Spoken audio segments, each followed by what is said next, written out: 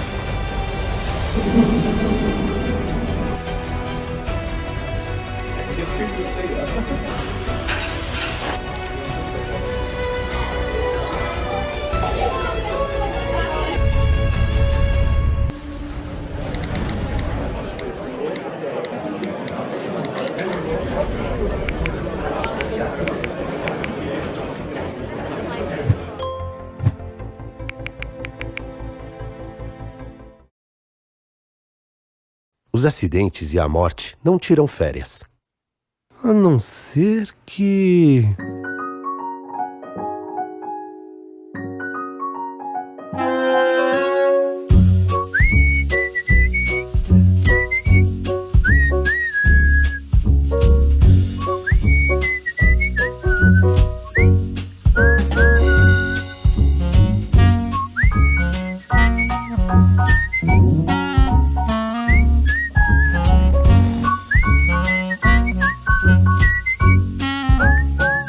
No trânsito, dê férias para a morte.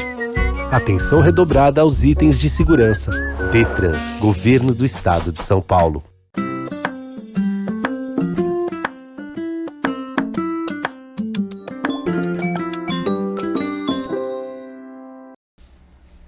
Olá, está começando mais um Infância em Foco.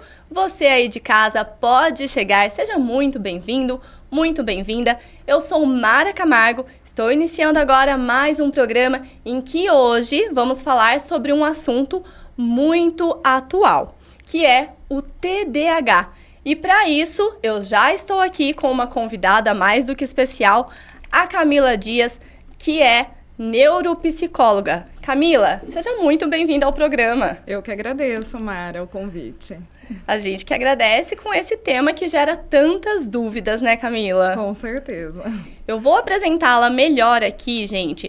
A Camila, ela é psicóloga e especialista em neuropsicologia, especialista em educação e psicopedagogia, mestre em psicologia como ciência e profissão. A sua área de atuação é avaliação neuropsicológica infanto-juvenil e supervisão profissional e cursos de formação. Ela atua por mais de 16 anos na docência do ensino superior, tanto em cursos de graduação como também de pós-graduação. Possui experiência na área de psicologia escolar educacional, psicologia da família, neuropsicologia, atuando principalmente nos seguintes temas: educação, inclusão escolar, neuropsicologia, avaliação psicológica, desenvolvimento humano, adoção, infância e adolescência. Então, por isso, eu não preciso dizer mais nada para vocês, já deu para perceber a convidada de peso que está aqui comigo hoje para tirar todas as nossas dúvidas. Camila, e eu já começo te perguntando, TDAH, para a gente entender melhor, para que a gente consiga, né, entender o restante do que vem de dúvidas por aí também, é fundamental que nós saibamos o que é essa tal de TDAH. Explica pra gente, por favor, Camila. O TDAH é uma sigla para o nome transtorno do déficit de atenção e hiperatividade, né? Então a gente sintetiza em TDAH, né? Para sinalizar esse transtorno. O que é o TDAH? Ele é um transtorno do neurodesenvolvimento. O que isso significa? Necessariamente se manifesta durante a infância, né? Então, qualquer transtorno do neurodesenvolvimento tem isso como critério, se manifestar durante a infância, ainda que o diagnóstico venha tardiamente, né? Hoje tem adultos que estão sendo agora diagnosticados com TDAH, mas não significa que eles têm o TDAH agora. Sempre tiveram, mas o diagnóstico, a identificação só aconteceu tardiamente. E é um transtorno que afeta duas grandes áreas, assim, em termos de critérios diagnósticos, né? Tanto tem sintomas de desatenção, predominantemente, então a gente fala que tem 3 tipos de TDAH. O predominantemente desatento, em que os sinais e sintomas de desatenção estão mais presentes no dia a dia dessa pessoa, trazendo prejuízos, impactando de fato, né, a vida dessa pessoa. O hiperativo impulsivo, quando então os sinais dessa hiperatividade, essa agitação mais motora, a impulsividade está mais presente. E a gente tem o tipo combinado, que é quando nós temos tanto características da desatenção, quanto as características da hiperatividade e impulsividade numa mesma pessoa, né? Então, essa que é a definição do que é esse transtorno. Então, são 3 tipos diferentes do 3 TDAH. tipos. E pode-se considerar que algum deles é mais grave, é mais severo, ou cada um tem uma particularidade diferente? Cada um tem uma particularidade e cada um também varia em nível de intensidade, digamos assim, né? Então, a gente tem um TDAH mais leve, desatento, leve, né? Ou moderado, ou grave. Então, isso também vai ser um diferencial. Outro diferencial é se a gente tem alguma comorbidade associada. Então, junto com o TDAH, a pessoa ter, de repente, um funcionamento intelectual mais rebaixado, né? Ela ter um outro transtorno associado, o que é possível. Então, isso também vai modificar as características, o impacto que o transtorno tem na vida dessa pessoa, né? E você falou uma coisa interessante, Camila, que desde a infância já é possível diagnosticar. Só que muitas pessoas hoje souberam que tem TDAH na vida adulta.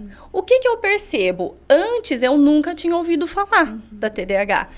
Então, é algo realmente novo, é uma descoberta recente, ou ela já foi descoberta há um tempo atrás, mas só hoje, talvez com as mídias, que a gente tem essa informação fácil? O TDAH é um transtorno, um dos mais antigos estudados, tem mais de 100 anos de estudo, só que não era esse nome. Olha né? só que interessante. Então, ele era estudado com uma outra nomenclatura, né? E ele assume esse nome, de fato, há mais ou menos final da década de 90 para cá, mais precisamente, assim, que ele passa a ser definido com essa nomenclatura, né? O que acontece é que, assim, qual que é a dificuldade, né, que a gente verifica?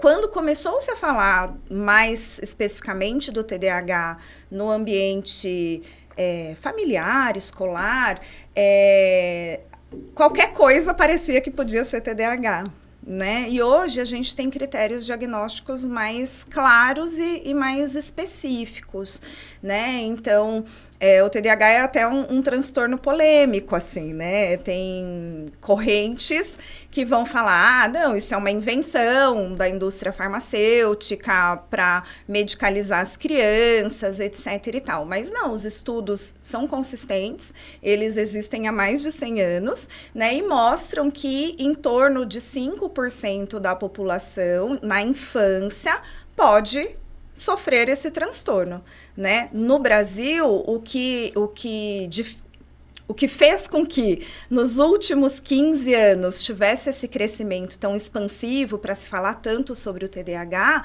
foi um diagnóstico equivocado também. Então, qualquer coisa, qualquer dificuldade passou a ser chamada de TDAH e aí banalizou um pouco, né, essa questão do transtorno.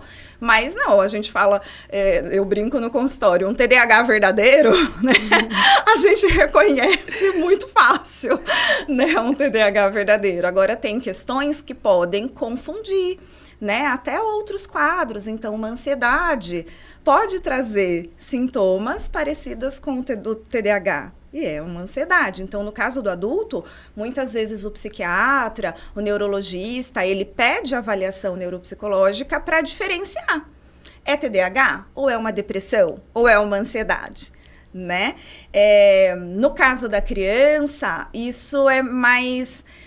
Não é tão fácil assim também, a identificação tão simples, mas requer cuidado, porque senão você pega um checklist que tem um monte disponível aí na internet, você vai ticar e vai falar, não, meu filho é TDAH, né? Você mas faz tem o outros diagnóstico em fatores. casa. Exatamente. Você levantou algo, Camila, que eu já queria ter trazido aqui, justamente essa polêmica, né? De realmente, eu vejo isso, a banalização do termo TDAH. Então, eu já cheguei a conversar com pessoas que falou assim, olha, não repara não, isso daqui é porque eu tenho TDAH. Eu, quando que você descobriu? Em que médico que você foi? Qual profissional? Não, eu descobri porque tem uma influencer que eu sigo, que ela tem, e aí ela começou a relatar tudo que ela tinha, eu falei, caramba, essa pessoa sou eu.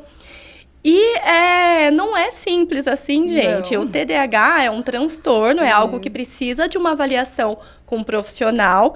E é sobre esse diagnóstico que agora eu gostaria que você conversasse com a gente no seu consultório. Como que funciona quando a pessoa chega ali e ela tem uma desconfiança de que ela tem TDAH ou qualquer outro transtorno. Especificamente desse transtorno, como que você faz o diagnóstico? Então, o diagnóstico do TDAH, ele é um diagnóstico clínico. O que isso significa? Não existem exames que vão mostrar pra gente, olha, de fato, tem o TDAH, né? Então, o diagnóstico, ele é baseado em critérios, presença de sintomas, né? Então, a gente tem pelo menos 18 sintomas dentro, né, da desatenção e dos critérios para desatenção e dos critérios para hiperatividade e impulsividade, que nós vamos analisar cuidadosamente se eles estão presentes no dia a dia da criança e o impacto que traz para a vida da criança, né? Então, a gente tem que olhar intensidade, frequência e o nível de prejuízo para o desenvolvimento, né? Então, nessa banalização, qualquer esquecimento, tem TDAH, né? Não, se nós pegarmos aqui entre adultos, né? Nós aqui respondermos um questionário hoje, um questionário de rastreio de características do TDAH, nós todos que estamos aqui vamos ticar. Todo mundo tem. Vamos checar. Tá? Mas por quê? Porque vai interferir cansaço, qualidade de vida, estresse, ansiedade. No adulto, isso é mais... A gente consegue olhar para esses fatores e falar, não, isso aqui é explicado por outras razões. Na criança, a gente tem alguns dificultadores. Por quê? O recomendável é fechar o diagnóstico do TDAH a partir de 6 anos de idade. Porque menores de 5 anos, as características do comportamento da criança pré-escolar, né, que a gente chama abaixo de 6, podem ser facilmente confundidas com o transtorno e tá dentro de um desenvolvimento típico, né? Então, assim, às vezes os pais falam, ele é muito inquieto, ele não para, é muito agitado. E aí você olha, você fala, pois é uma criança de 3 anos, né? Típica. E não é uma criança com o transtorno. E, às vezes, a percepção dos pais é de que aquilo tem uma intensidade muito grande e, nossa, impacta muito a vida da criança. Mas aí você vai para a escola, né? E a escola não tem a mesma percepção. Na escola, a criança consegue participar de todas as atividades sem grandes dificuldades, dentro daquilo que é esperado para a faixa etária dela, né? Então, a gente vê que, assim, não é necessariamente um prejuízo, né? Como muitas vezes os pais colocam. Então, isso é também um dificultador, porque a maioria dos instrumentos para as crianças, a gente vai se basear no quê? No relato do cuidador principal, né? E se o relato do cuidador principal traz uma intensidade muito grande, isso pode dificultar, né? Então, por que eu estou falando isso? Porque eu comecei dizendo que o critério é clínico, né? Então, a gente se baseia nesse critério.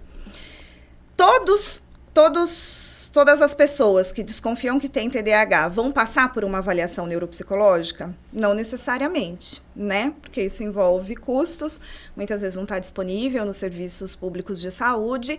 Então, o próprio médico, né, o neuropediatra, o psiquiatra infantil, ele pode fechar o diagnóstico do TDAH sem necessariamente uma avaliação psicológica ou neuropsicológica. Perfeito. Né? Então, não necessariamente vem pra gente. Por que hoje eles encaminham pra gente, né, com mais frequência? Então, hoje a gente tem mais profissionais da saúde, da educação, as próprias escolas, quando os pais falam, será que tem TDAH? Será que não tem? Faz uma avaliação neuropsicológica, né? Os testes em si, eles não... A gente não usa o teste para confirmar diagnóstico, mas o teste psicológico, a observação do comportamento, a observação do desenvolvimento, das habilidades, a forma como a criança regula as emoções, monitora o próprio comportamento, tudo isso vai entrar nesse processo diagnóstico. O teste em si, ele não nos dá uma resposta, né? Realmente é TDAH ou não. Quanto maior o nível de gravidade, digamos assim, tem maior tendência disso aparecer nos instrumentos. Mas uma criança, um adulto, num nível leve, né, ele, naquele momento, no setting de avaliação, que é um espaço controlado, né, a criança, silêncio, climatizado, sem estímulo visual, muitas vezes ali ela consegue regular essa atenção, monitorar essa atenção, controlar o comportamento, né? Mas num outro ambiente, isso ser um dificultador. Mais difícil, né? Perfeito, né? Camila. Eu tenho algumas dúvidas também sobre... Agora a gente vai conversar mais sobre as crianças especificamente, mas eu vou deixar para depois dos comerciais. Fica aí que a gente já volta.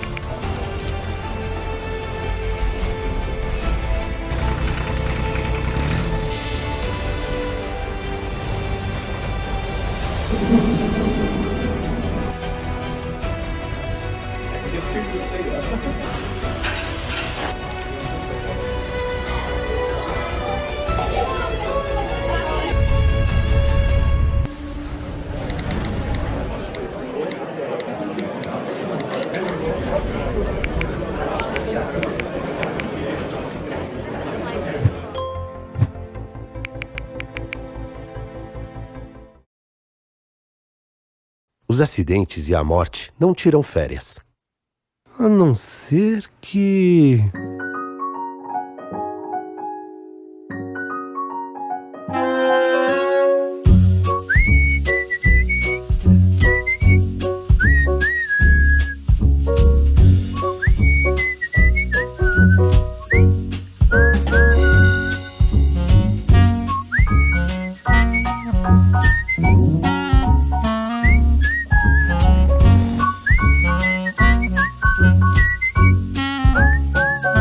Trânsito, dê férias para a morte.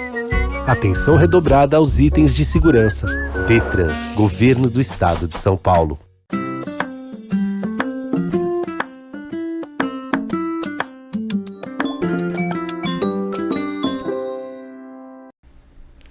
Estamos de volta. Tenho muitas dúvidas aqui ainda com a nossa convidada, que está esclarecendo tudo sobre TDAH.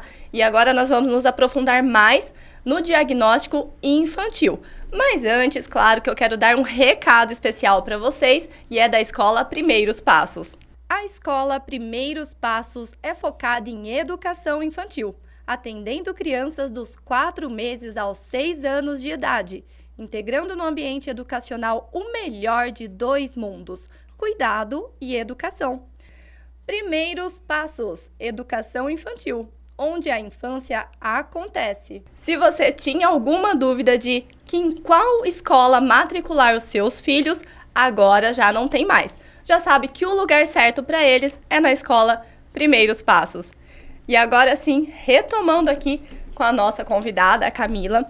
Camila, no primeiro bloco nós esclarecemos bastante sobre o que é o TDAH, também sobre a banalização, né, que é preciso de um diagnóstico para isso, mas agora nos aprofundando mais nas crianças. Como que você trabalha esse diagnóstico especificamente com elas? No sentido assim de como a gente avalia ou feedback para a criança depois que o diagnóstico é feito? O feedback para a criança, que no primeiro bloco a gente já conversou bastante, né, sobre isso, sobre o diagnóstico, mas depois que é realmente diagnosticado de fato, quais são os próximos passos? Reformulando a minha pergunta, que agora ficou melhor. Sim, com a criança vai depender muito da faixa etária, tá? Então, assim, como eu disse, no pré-escolar, nem sempre a gente fecha diagnóstico, mas a gente avalia fator de risco. Então, olha, tem comportamento de risco. Antes de fechar o diagnóstico, vamos já trabalhar essa criança? Então, muitas vezes a criança já vai para uma terapia ocupacional, né? Ela já pode ir também para um acompanhamento psicológico, para ir estimulando as funções cognitivas, né? Relacionadas à atenção, planejamento, organização, autocontrole, monitoramento, e os pais, principalmente, receberem as orientações.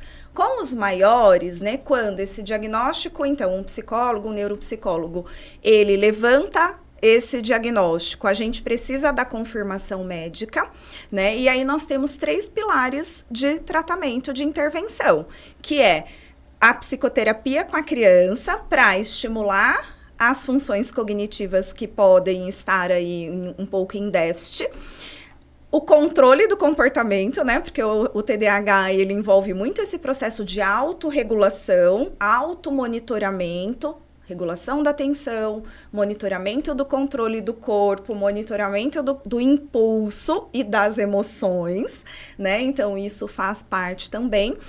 E o médico vai avaliar se, a depender do impacto que tem na vida da criança, se precisa fazer uso da medicação ou não, né? Então, eu sempre oriento os pais para que a gente faça a psicoeducação, que é esse feedback com a criança, depois da avaliação médica, né? Então, se a criança chega primeiro para mim, eu avalio. Então, agora ela vai para o médico, um neuropediatra, um psiquiatra infantil, que vai confirmar o diagnóstico e conduzir se ele vai inserir a medicação ou não, tá? Não é todo caso que se insere a medicação, mas ela é um dos carros-chefes dentro da tríade aí de tratamento, né? Então, o tratamento medicamentoso, quando tem prejuízos já moderados a graves, a medicação costuma estar presente. Depois, a orientação de pais, porque os pais precisam ajudar essa criança na regulação, né, do seu dia a dia, dos processos educativos, das tarefas da vida cotidiana e o próprio trabalho com a criança.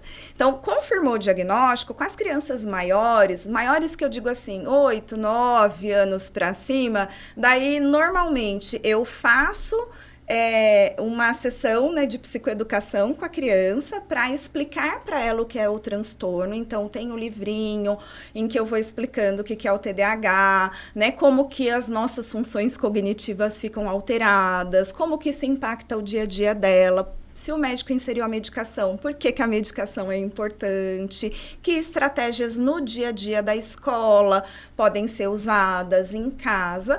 E aí eu não faço intervenção, então eu vou encaminhar para um profissional que vai trabalhar com essa criança.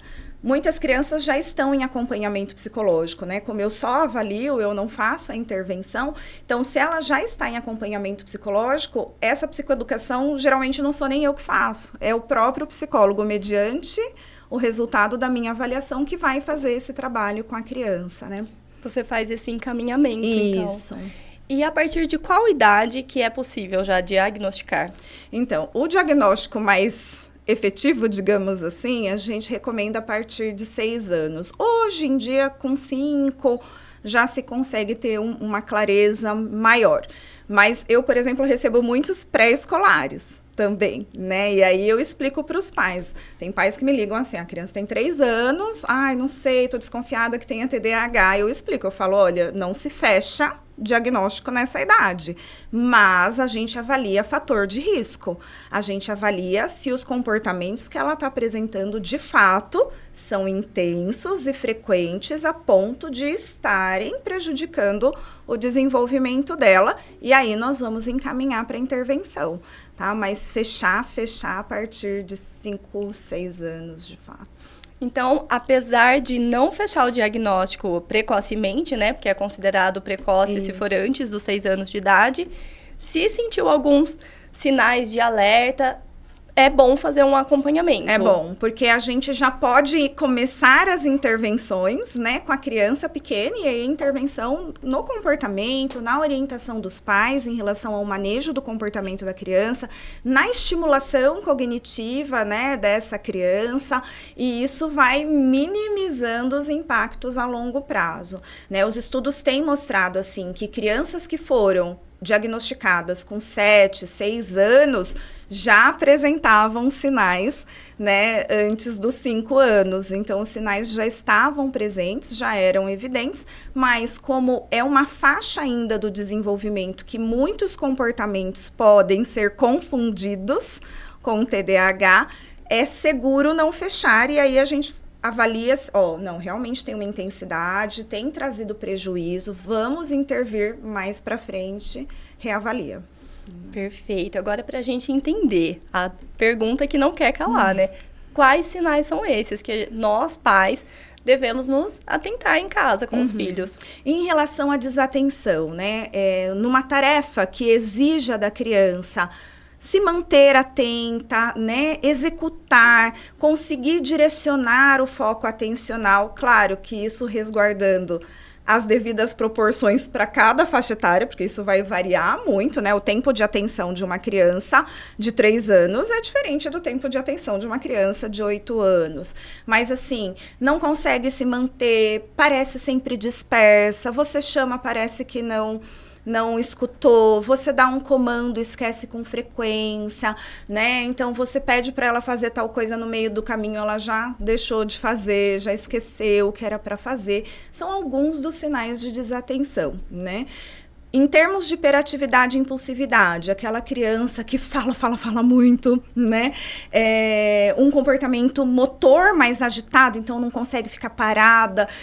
Uma das coisas que a gente vê muito na hiperatividade são crianças que se machucam com frequência, então vive sofrendo acidentes, né? Pequenos, mas vive sofrendo acidentes, se machucam com muita frequência, são impulsivas, né, muito impulsivas, então não monitoram muito ali as ações do que deve fazer ou do que não deve fazer, também são características para hiperatividade e impulsividade.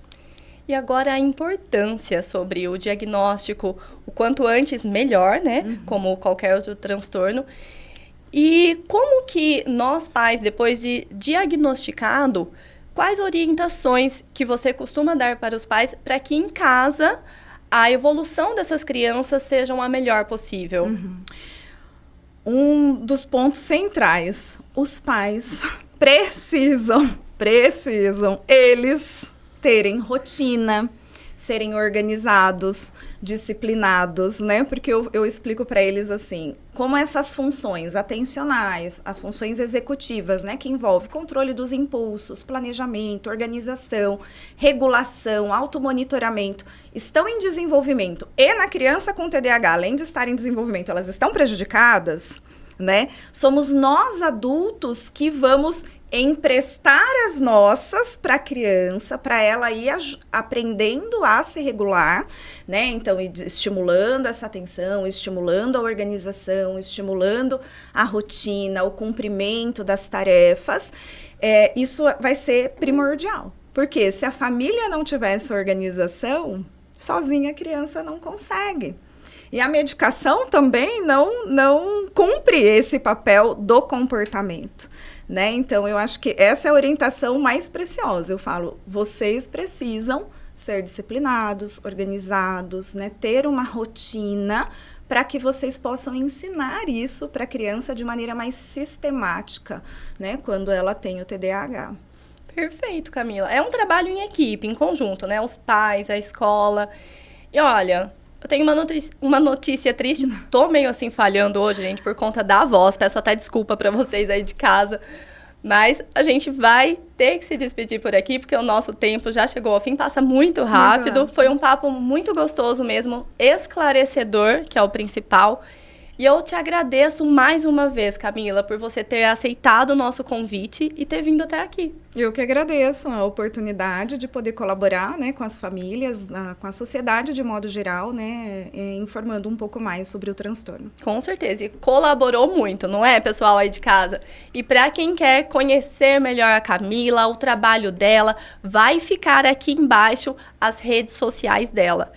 Agora a gente se despede por aqui, mas te vejo no próximo programa, hein? Até lá!